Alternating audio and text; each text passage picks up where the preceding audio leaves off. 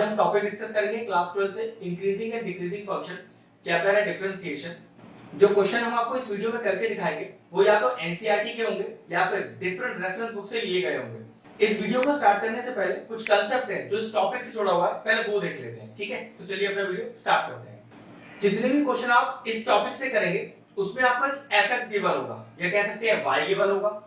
आपको हमेशा निकालना होगा f डैश x या फिर dy by dx, मतलब फर्स्ट डेरिवेटिव।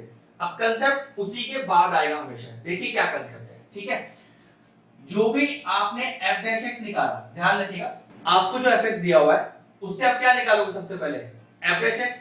तो अगर वो f डैश x, ध्यान से सुनिएगा, ग्रेटर देन इक्वल टू 0 हुआ, हाँ जी, अगर f dash x greater than equal to 0 हुआ तो फंक्शन के लिए कंडीशन क्या होगी, कंडीशन हो गया इंक्रीजिंग फंक्शन। ध्यान से समझिएगा, वो हो गया इंक्रीजिंग फंक्शन। लेकिन वो f डैश x सिर्फ ग्रेटर देन 0 है, इक्वल टू नहीं आ रहा, तो वो हो जाएगा स्ट्रिक्टली इंक्रीजिंग फंक्शन। ध्यान से समझिएगा, स्ट्रिक्टली इंक्रीजिंग फंक्शन। ठीक है, ऐसे ही चलिए। अगर आपका f dash x less than equal to 0 आ जाए तो कैसा फंक्शन हो जाएगा, वो हो जाएगा डिक्रीजिंग फंक्शन। ध्यान से समझिएगा, ठीक है। और वही f डैश x सिर्फ आपका लेस देन 0, इक्वल टू ना लग रहा हो, ठीक है, तो ये फंक्शन हो जाएगा स्ट्रिक्टली डिक्रीजिंग फंक्शन। एक केस और है, केस ये कि फंक्शन आपका इंक्रीजिंग भी है और डिक्रीजिंग भी है पर्टिकुलर इंटरवल्स पर। तो लिखेंगे if f dash x is both क्या, increasing and decreasing on particular interval, तो कहेंगे the function is neither increasing not decreasing. मतलब एक पर्टिकुलर इंटरवल पर वो डिक्रीज हो रहा है और फिर आगे जाके इंक्रीज भी हो रहा है, तो समझ जाएगा the function is neither decreasing nor increasing. Concept एक बार फिर देख लेते हैं। अगर first derivative greater than equal to 0 है तो इंक्रीजिंग फंक्शन, सिर्फ ग्रेटर देन 0 है strictly increasing function, less than equal to 0 है डिक्रीजिंग फंक्शन, सिर्फ लेस देन 0 है strictly decreasing function, function increasing भी है डिक्रीजिंग भी है, दोनों एक साथ है पर्टिकुलर इंटरवल्स पर, तो वो है नाइदर डिक्रीजिंग नॉर इंक्रीजिंग। ये छोटा सा कांसेप्ट था। अब इस टॉपिक से जुड़े दो टाइप के क्वेश्चन हैं। कौन से? पहला क्वेश्चन होगा इस तरह का कि find the intervals on which the given fx is increasing और डिक्रीजिंग। ठीक है, तो एक तो है इसमें आपको इंटरवल्स निकालने होंगे।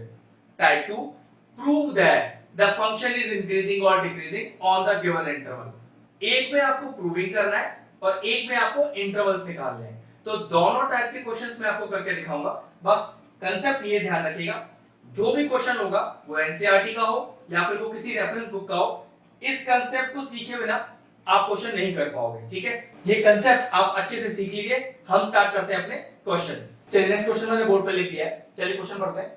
Show that fx e to the power 2x is strictly increasing on r, मतलब on every real value, कि ये जो फंक्शन है ये स्ट्रिक्टली इंक्रीज कर रहा है किसी भी रियल वैल्यू पर।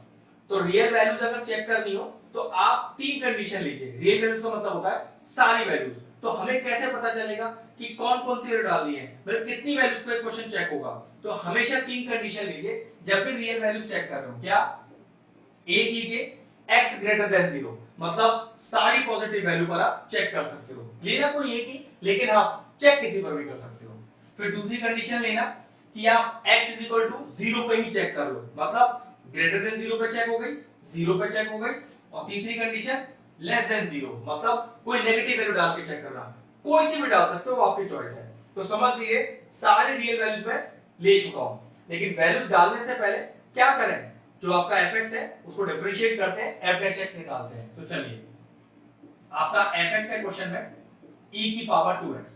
ठीक, अब क्वेश्चन कोई भी हो इंक्रीजिंग डिक्रीजिंग का, फर्स्ट डेरिवेटिव तो आपको निकालना ही पड़ेगा। तो चलिए f डैश x निकालते हैं। तो e की पावर x का डेरिवेटिव e की पावर x, x नहीं लिखा, ये तो 2x लिखा है, तो चेन रूल लगा के आगे डेरिवेटिव करना पड़ेगा।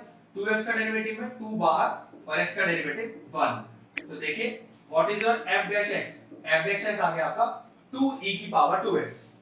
अब चेक करो स्टिकली इंक्रीजिंग, तो कंडीशन यहां लिखी है, देखो स्टिकली इंक्रीजिंग होने के लिए f डैश x हमेशा 0 से बड़ा होना चाहिए। कहने का मतलब हमेशा पॉजिटिव होना चाहिए किसी भी वैल्यू डालने पर। लेकिन वो किसी भी वैल्यू कौन सी है?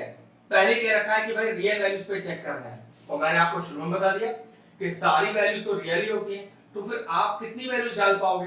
तो कंडीशन ले लीजिए, पहले 0 से बड़ी वैल्यू डालिए मतलब पॉजिटिव, फिर एक 0 ही डाल के देखिए, और फिर एक नेगेटिव वैल्यू डाल के देखिए 0 से छोटी। और अगर तीनों पे आंसर आपका ग्रेटर देन 0 आ रहा है तो yes the given function f(x) is strictly increasing on every real value. तो चलिए चेक करते हैं। सबसे पहले ऑन चेकिंग किस पर चेक करें? x ग्रेटर देन 0 पर। तो f डैश x कितना है आपका 2e की पावर 2x। तो बोलिए किस पे चेक करें? 0 से बड़ी लेनी है, 1 ले लो, 2 ले लो, 3 ले लो, छोटी वैल्यू से करो जिससे गलती ना हो हमारी, ठीक है? तो चलो 1 ही डाल देते हैं। तो जहां जहां आपको x दिख रहा है वहां एक 1 डाल दो, तो देखो कितना आ गया 2e की पावर स्क्वायर। ध्यान रखिएगा ये जो e का वैल्यू है वो भी पॉजिटिव वैल्यू है, मतलब e खुद एक पॉजिटिव नंबर है। पॉजिटिव का स्क्वायर करोगे तो पॉजिटिव ही आंसर आएगा। तो कहने का मतलब हुआ कि गिवन फंक्शन के f डैश x में जब मैंने कोई भी पॉजिटिव वैल्यू डाली मतलब ग्रेटर देन 0 डाला तो मेरे पास आंसर पॉजिटिव ही आया, जो कि मुझे चाहिए था, मतलब ग्रेटर देन 0 ही चाहिए था, ग्रेटर देन 0 ही आ गया। तो पहला केस तो हो गया कि किसी भी पॉजिटिव वैल्यू पर आंसर पॉजिटिव ही आ रहा है। चलिए अब 0 डालिए, तो checking for x is equal to 0। तो f डैश x कितना है आपका 2e की पावर 2x, और डालना क्या है हमें x में 0 डालना है। तो f डैश ऑफ 0 तो 2e की पावर 2 into 0, तो 2e की power 0, anything rays power 0 is 1, तो 2 into 1 is 1। कहने का मतलब जब मैंने x में 0 डाला तब भी आंसर कैसा आया? ग्रेटर देन 0 आया।